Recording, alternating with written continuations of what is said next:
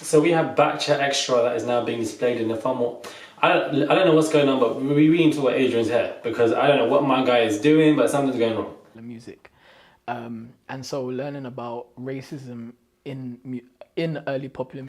Hey guys, it's Marwan Wali. Hope you guys are all doing well today. So we have these Bkchat Extra episodes that they're putting out, and I feel like it would be good to somewhat go through them as well. And from what I'm seeing, there's definitely an upgrade in scenery in terms of the features, the graphics, the editing. Everything is really just taking a big toll in terms of improvement. So hats off to Bkchat again, because I feel like whenever it comes to each season, there's always something to show that they are improving, that they have made this, or that there is an upgrade. So I feel like I'm definitely happy for them in that respect.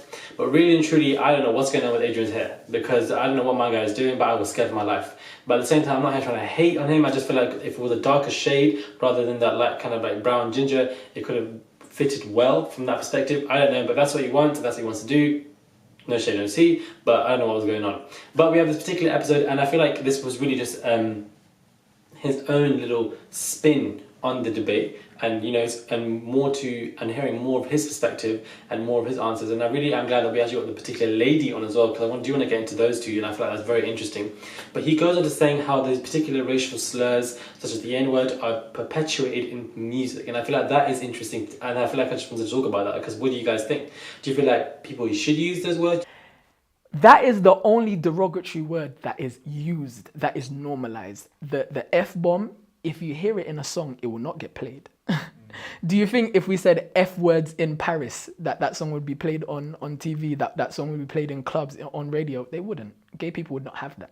Do you understand? If there was a word that's associated with the Holocaust and we put that in a song, that would not ever get... So my thing is, we are perpetuating nonsense under the guise that, oh yeah, it's not brotherhood, in my opinion. Perpetuated in a particular light where people are taking advantage of the word, or do you feel like, because when it comes to Holocaust words or something like that, those aren't really used at all in music or whatever, but these particular words are used maybe in a friendly manner between certain people, but at the end of the day, other races or whatever could see it in a different light, different manner. So what do you guys see in that particular way? I do feel like Adrian is on something here when it comes to these particular words and how they are amalgamated to be used and perpetuated in a negative way in terms of other people viewing it. So I feel like certain words should not be used, period, when it comes to particular songs or whatever, because they're just racial slurs and they do have heavy connotations. But when it comes to these heavy connotations, I feel like they are directly related to your geographical location, which is what Adrian was saying. Geography, in terms of where we come from, plays kind of a major part in terms of how we react to things. Which I found like was a very interesting perspective, where someone from Ethiopia and someone from Jamaica would have a different light and perception to the word, most likely, due to the history of these particular places and what has happened. I feel like that was a very interesting point. I feel like he should have raised that in the actual debate show. And then it comes into this whole, where they have to put cards and whatever, and I feel like there's some shade being thrown. B-Money's the fakers. I don't know, I think he was joking, but I feel like there could be some perspective to that.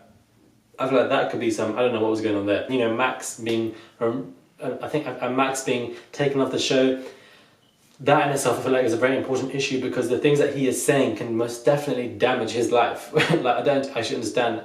I don't think he actually understands how much it can damage him. Yes, on one hand, he's being very truthful as a person. He's sticking to himself. He's not pretending to be someone else, and I definitely do applaud him for that. But at the same time, the things you are saying have the repercussions. People can remember it. If people can draw back tweets from 09 and 08, people can draw back videos from last week, Max. So you need to be careful what you're saying, because when you're looking for employability, jobs, whatever, I don't know what you're doing, but if you are in a particular area, they might look you up, find you're saying this and that, you're gone. Interesting perspective, and I feel like Adrian did kind of save himself from there in terms of the fact that certain people need to understand what they're saying, because it can damage your careers.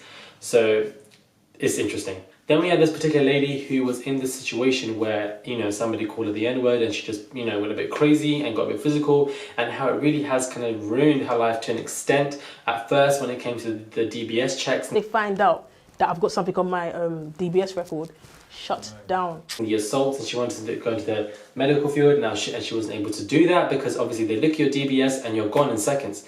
So it really just shows you how one small little mistake can really just ruin your intentions of what you want to do in your life. And now she's obviously changing it around. She's working with younger people, trying to prevent the mistakes that she made, even though it was a minor one. And having said that, I do feel like it was quite sad, but it is really true. Regardless of what someone says to you, you don't want to stoop down to the level and get quite physical. So I feel like that was an interesting perspective, and she did agree with the money. I feel like Bkchat Extra is definitely a stabilized platform for this particular show, and I feel like they should definitely, I feel like the improvements of the setting and the editing and everything really does work, and definitely does show that these people are putting in the effort behind the scenes. And I'm very interested to see, you know, these little games that they're going to play with the other cast members, because really and truly they're only playing these games so they can hype up something for the reunion. So yeah, let me know what you guys think about Adreyn's hair, because really and truly I don't know what my guy's doing. Let me know what you guys think about what he's saying. Let me know what you guys think about this particular lady who also came onto the platform.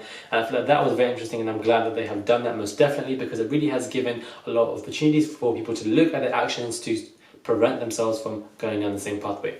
Thank you guys for watching. Hit me up on my Instagram and my website. Hopefully you guys have a good, productive day. Subscribe if you guys want to, and I'll most definitely catch you guys soon.